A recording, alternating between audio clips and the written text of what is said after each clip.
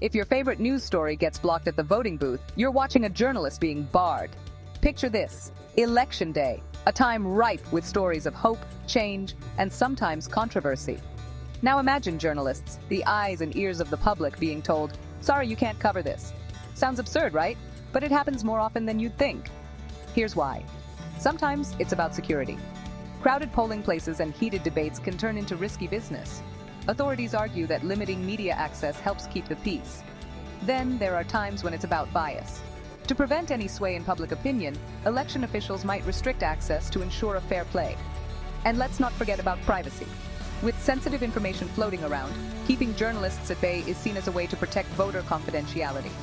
So next time you hear about journalists being barred from elections, remember, it's not just about keeping secrets, but sometimes about protecting the very essence of fair and safe voting. Am I the only one that didn't know that feeling concerned isn't just worry, but a complex emotion tied to our deepest instincts? Concern, it's not just a fleeting feeling of unease. It's a deep, sometimes gnawing sense of anxiety that something's amiss. But here's the twist. It's not all bad. Concern shows empathy, care, and connection. Think about it. When you're concerned, you're engaged, your senses sharpen, and often, you're propelled to take action. It's our mind's way of saying, hey, pay attention, something important is at stake here. And while too much concern can tip into worry, finding that sweet spot of constructive concern can actually be a powerful motivator. So next time you feel that familiar tug of concern, remember, it's your mind's call to action, urging you to care, connect, and if needed, intervene. Let's embrace concern, not as a burden, but as a bridge to deeper understanding and meaningful action.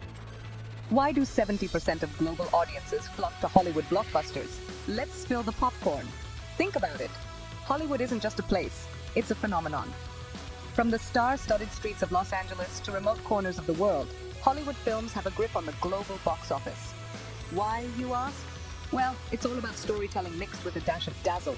Whether it's the heart-thumping action of superheroes, the enchanting realms of fantasy, or tales that tug at our heartstrings, Hollywood knows how to speak a universal language. And let's not forget the stars. Names like Brad Pitt, Angelina Jolie, and our very own Priyanka Chopra shine bright in the Hollywood sky, drawing crowds like moths to a flame. But it's not just the glitz and glam. Hollywood sets trends from fashion to tech, influencing industries worldwide. That's dominance, my friends. Not just playing the game, but setting the rules. So, next time you're watching a Hollywood flick, remember, you're sipping a cocktail of global influence. Cheers to that cinematic domination. I'm sure you've heard the news. Words shape our world. But what do we really know about the word brutal? Let's dive into its savage depths. Brutal. It's a word that hits hard, doesn't it? Originating from the Latin brutus, meaning dull or stupid, it evolved to signify something much darker in English. Yes, brutal means savage, merciless. When someone's actions are so harsh that they lack any trace of humanity, we call it brutal. Think of a brutal murder. It's intensely violent and heartless.